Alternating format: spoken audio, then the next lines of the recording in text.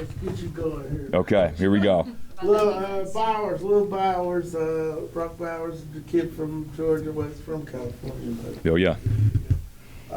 So I'm still mad at Brock. And you can send him the message.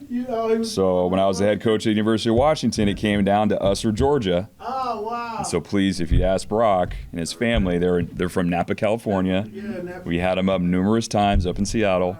And it came down to us in Georgia. And obviously, we all know where he went. So I'm really upset with him. The pre-NIL bag dropped, or?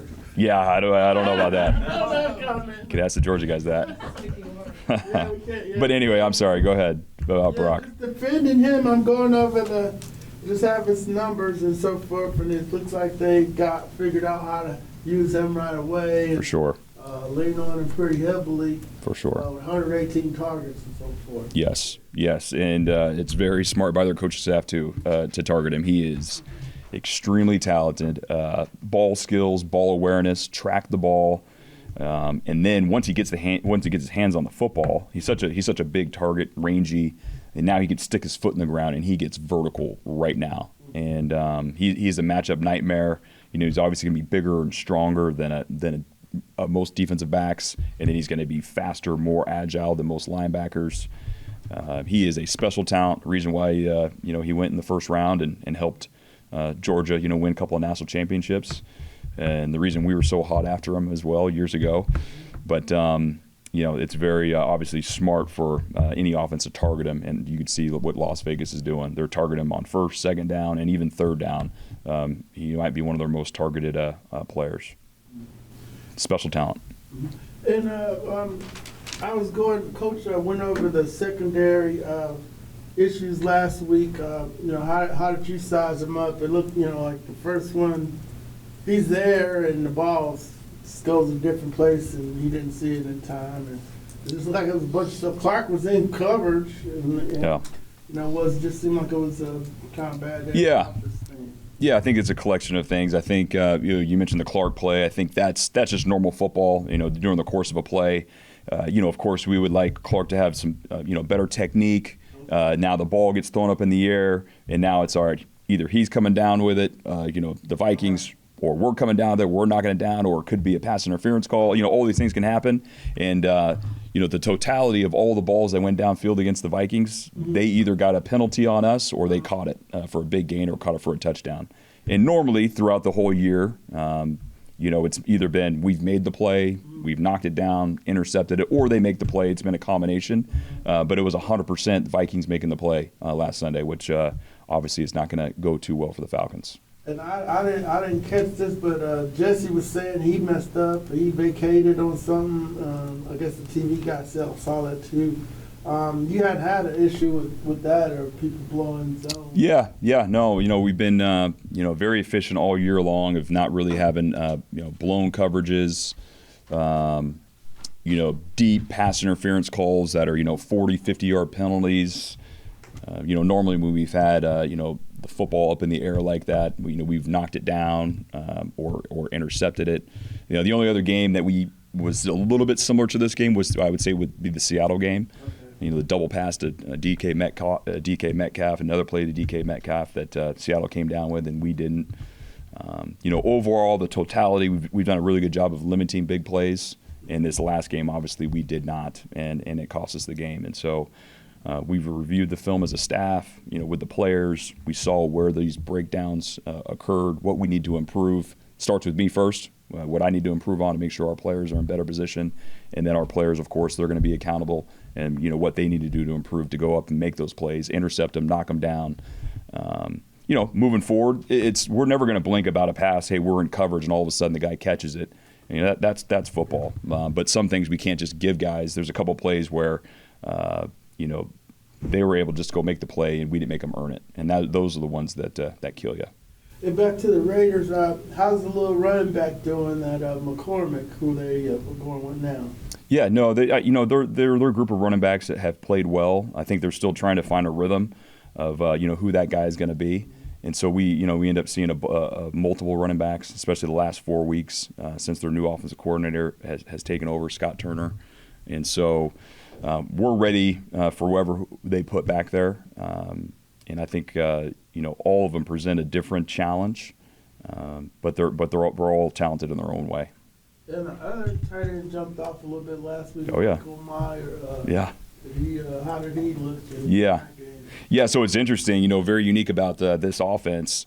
They really have two pass catching tight ends. Normally there's one tight end. That's usually more the big, the blocking guy. He's going to be in protection, and every once in a while catch a pass. But then you have a pass catching guy, and really both of these guys, Maher and Bowers, are elite at catching the football.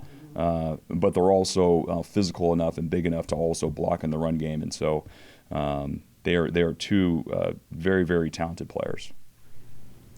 Jimmy, 9 sacks in the last 2 games. Coming into the last 2 games, you guys had 10 sacks overall. What's working now that maybe wasn't working earlier in the season? Yeah, I think it's, again, we've talked about this, and I don't want it to sound like a broken record, but I think it's just really the progression throughout the whole season. Kind of figure out what guys do well, what schemes and stuff that work well, what the offense is paying attention to, where they're turning their protection, who is our best pass rusher, who are they paying attention to. And as we really took a deep dive into it, and Raheem was really instrumental in helping us with this because he's got an offensive background and a defensive background, and how our opponents were looking at us post-bye. And so now we've had a couple different wrinkles, but our guys have continued to just put in the work. They've been putting in the work. It's always way back to OTAs, and we would see it in practice, and then all of a sudden it wouldn't happen in games, and then all of a sudden we'd see flashes, and then we wouldn't. And then now we're getting a little bit of consistency, and now we just got to keep up with that. We would love for every single game to have 5, 4 sacks, all those things. That's probably not gonna happen. I wish it would. But at the end of the day, and I know we like to talk about sacks and pressure, I go back, there's a lot of games where we didn't have sacks and the Atlanta Falcons won. Mm-hmm. And we had more points than our opponent did. And I know this, I would take away the last 2 weeks. I would take 0 sacks in the last 2 weeks with 2 more victories. And we're still first place in the NFC South. And so that's what I talked about way back when the pass rush was so important, which I get it is. It is important. But at the end of the day, we're trying to win football games. And so, hopefully this next week, I hope we have sacks. But what I'm really praying for is a win for the Atlanta Falcons. It does feel like, man, you mentioned that. It seems like it's been hard for you guys to kind of put things together in the same game. And that counts for the offense too, right? It's like, if one thing's working, for some reason something's not. And it's like trying to put together that complete game. Is that kind of been like a goal to try to do that? Yeah, I think every game, in every season, we're always trying to play complementary football. I mean, that's always that's coach speak for every team, across the league and in college, everywhere. Of course, you want to do that, right? The offense, scores, we stop them, get a turnover, then offense scores again. And you want to play that complementary football. But there's also times where we have to pick each other up, and we've done that. The first New Orleans game, we had to pick, whether it's special teams, offense, defense, we've had to pick each other up. Whether it's the second Tampa game or the Dallas game, what you name them, there's one phase of our team may not be having their best game, but the other side picks it up and goes. And so, of course, we would like all 3 firing, at high power, and all 3 cylinders are going crazy, and we're running away with the thing. So it's just a balance every single week. What have you seen from Arnold Ebiketie in the last few weeks that's helped him increase his production? Again, a lot of his hard work that he's put in, a lot of detail with his coach, in the meeting room, pre-practice work, in practice, showing up. And what I see now, as soon as he's starting to get those pressures, getting those sacks, really going back to the Dallas game, is just a more confident player. Mm-hmm. And confidence is cash. You have the confidence, you can do it, this rush move's going to work, your counter's going to work, the intent of the call, when you can play run, when you can play pass, and I think he's just getting more confidence in himself, and hopefully we continue to get results with AK. I spoke to him today, and he said confidence was a big thing. Was there a moment that you saw, maybe it was in practice, where, okay, this is how Arnold's, like, this is how he could be, this is his upside, this is what he should be doing? I don't know if it was a moment. I think it was more of a totality of just showing his really good reps in practice and then making sure those translated over the game. And once it did translate over the game, and then he just kept doing it in practice, you know, I tell the guys all the time, practice execution becomes game reality. If you do it in practice, you're going to do it in the game. And he continued to do it in practice, and then sure enough, it became a reality in games. Is that what helped them build his confidence? You think just being able to do it in practice, or was there something else? That's what I believe it is. Yeah. Yes. Yeah. If the Raiders do play Desmond Ridder, how beneficial is it to have a defense where a lot of the players did go against him in practice each and every day last year? Yeah, I think there's some sort of, you know, they know him a little bit, but it's a different scheme. You know, it's a different scheme. I think if he was running the same scheme that they did in practice with the same offensive coordinator, I think that would be more of an advantage. But now you're seeing there's different players to throw to. It's a different scheme, and so I don't think it's a humongous advantage at all. We have to face new plays and new players. So, you know, the tight ends that we just spoke about, they also got, you know, some really good receivers that we haven't talked about yet. And so I don't think it's a humongous advantage. Are you preparing for both Aiden and Desmond as possibilities? We are. You mentioned Raheem and what he was able to provide with his offensive mind. What was it exactly that he was saying that led to that? Yeah, I mean, he says a lot of things, and I don't want to, you know, put out there exactly what we're doing, and then all of a sudden, okay, and then now, you know, other teams know what we're trying to do. But you know, he provides so much information that's extremely helpful. Not only, you know, this portion of it, and that's what makes him Raheem. He's well-rounded. He's been coaching this league for a long time, and he's coached on both sides of the ball. So he's seen a lot of football, and he's able to provide a lot of to help in all three phases of our team. And but he was definitely very instrumental in making sure that we knew, okay, what our opponents were trying to do to us and how we could counter that to make sure our pass rush does stay alive. Yeah, Coach. What are some of the issues that the Raiders present? When you all don't know, you know, maybe Desmond, maybe McConnell. They got the two tight ends and a couple of receivers there. Yeah, you know, NFL offense. You know, the tight ends are doing well. You can see that they're making a lot of catches. The young receivers are doing a great job. You know, taking the top off, doing what they're supposed to do, and you know, watching Dez and watching the other quarterback come in. I think those guys are good. You know, you're in the NFL. It doesn't matter if you're out on the football field. You got to be prepared and ready to go for whoever's out there. But at the end of the day, you know, it's our job to go out there and try to get the W. Last week, what kind of happened on all the deep shots they were taking? It looked like a bunch of different things. Well, you know, to me, when I look at it and just being honest, it's like you're on the sideline and I know how hard we played and how hard we prepared. And it seemed like a Space Jam movie. You know, you ever watch that where it's like they took your talent? Yeah. I mean, we had guys standing in position to make plays, and then it wasn't happening. And then you go back and say, okay, you know, what do we have to do to get back to where we were? And we know that was a one-off, but let's not carry that game into this game. When a team does present possibly two quarterbacks where you have to prepare for both, does that almost make it easier in preparation because you're focusing solely on their scheme and you're taking the person out of it, if that makes sense? Well, I mean, to me, I think you know, just knowing Scott and what they've done over there, I think in the last 4 weeks they've done a tremendous job of getting it. You know, you coming from nowhere and all of a sudden you're in the NFL and now you're calling plays and you're putting your scheme in, trying to present it. So when you look out there, the games were all close. You know, they've done a good job of competing and doing what they need to do. So the big thing is we just got to make sure it's not about who the quarterback is. I think it's more, like you said, the scheme, but who's operating it. You know, we know that there are some subtle challenges that they present with each quarterback, but they still going to have to run the offense. I have a non-secondary question for you, but more of a defensive as a whole. You know, the pass rush has improved a whole lot in the last couple of weeks. What do you think is working now that maybe wasn't working earlier in the season?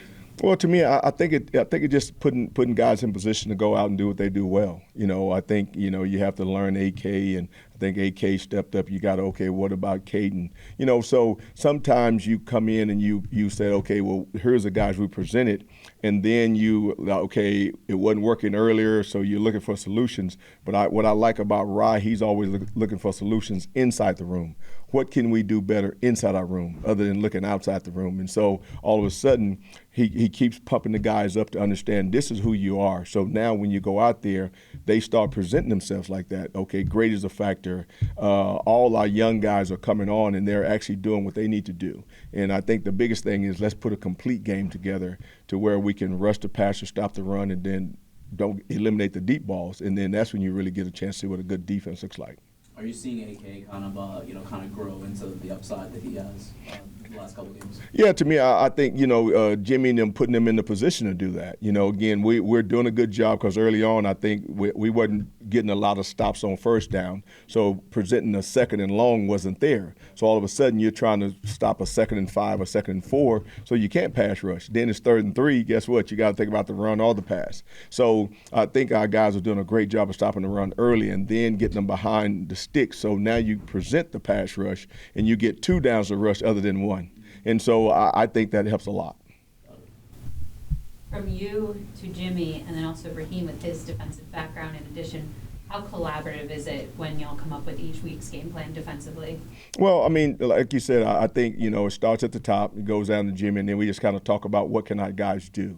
And they have a great picture of, hey, this is how I think we can present this plan to our guys, and then can our guys accept that plan?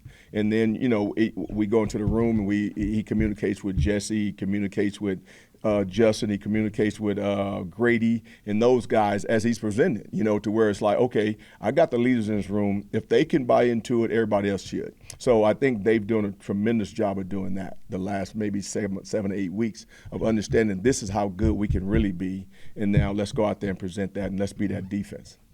Jesse said that he kind of shoulders a lot of the blame for what happened in the last game, and he was making an effort to, not get bored with the mundane and keeping guys engaged. What have you seen from him this week? Well, again, the thing I'd kind of talked to Jesse about is that when you're a good player, you tend to try to do too much, and then that takes away from what you're really good at, because now you don't have to shoulder anyone else's job, let them do their job, because you became a good player because you were focused on your job.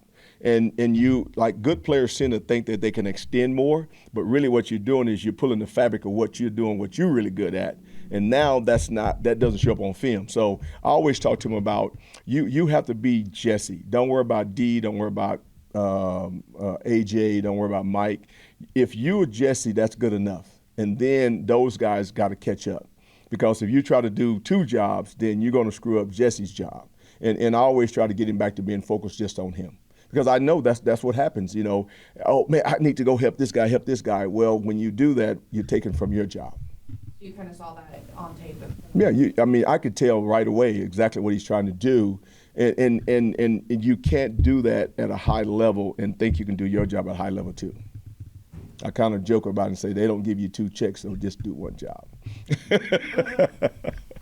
I'm sure you'd heard of him before you came here to coach, but what has it been like this year working with him? It's been great. I remember distinctly watching him coming out of the draft in 2015 out of Clemson. I believe he wore number 50 at that time, and he made every play on the field. And so you never know when you're going to get an opportunity to coach a player like that through your career. And it just happened to be 9 or 10 years later that I get an opportunity to coach him. And I've been watching him for years. He's one of the best complete players in the NFL, and has been for a long time. And it's a lot of fun to be able to have these deep conversations about football that guys who have played a long time understand, and try to take his game to the highest level that it could be. Does it make your job easier as a coach to have someone with as much experience as him in the room, especially when there are multiple defensive lineman rookies? I think there's some positives of having a guy who's played that long at a high level. I think the really cool thing is you can have those 3rd and 4th level conversations that young guys can't quite comprehend. But at the same time, you have to pull back those conversations because some of the younger guys may not understand all that stuff. So he's been great to bounce ideas off, getting to know him as a player, what his strengths are, what his weaknesses are, how can you really bring out his strengths. And it's been great dialogue over the past 8 months or so since we've been here. Baruch, of course, apart from the injury, what have you seen from him in his rookie season? Because I know he's played in a few games now. Rookie season is not easy. Some people have a lot of success early, some people don't. At the end of the day, it's a different game than it is in college. There's a lot more to it than just putting on a uniform and playing a game. There's time commitments that you're not used to. There's structured schedules that you've been used to in college that are different in pro ball. It's a grown man's game, and so he's had a few bumps and bruises here as of recently, but he's coming along, and he's doing a really good job, both in the run and in the pass. And that first game he played versus Tampa came out like a shotgun and had a lot of production. And then it's unfortunate a couple weeks later he got injured because he was starting to come on. And I don't think we've talked to you since the preseason. So your goal back then was to have the defense really get after the opponent, take for lack of better terms and whatnot. Have you seen that play out the way you wanted?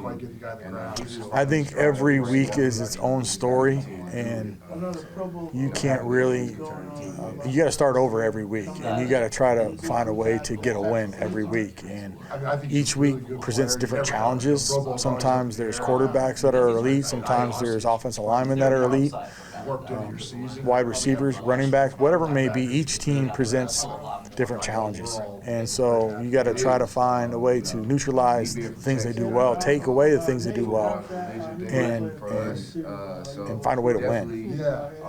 I feel like we haven't heard or seen much of, we've seen him, but heard much about David Onyemata this season. What have you seen from him? I think he's doing a really good job this year. He's made some plays. His production's pretty solid this year. He's had a couple sacks, a bunch of tackles. He's really doing a good job anchoring in the middle. On one side or not, he's mostly playing on one of the edges. When I say edges, somewhere between the B gap and the C gap, some A gap stuff, mostly in nickel situations. But he's a very consistent player. He's a very quiet guy, and when he makes his plays, there's a lot of times when you're dominating somebody, the play goes away from you. Like, they're not going to run to your space. And so David's been in some positions where running backs or quarterbacks have avoided him because he's doing such a really good job. And that's some of the little things that you don't really see on the stat sheet. But he's doing a good job.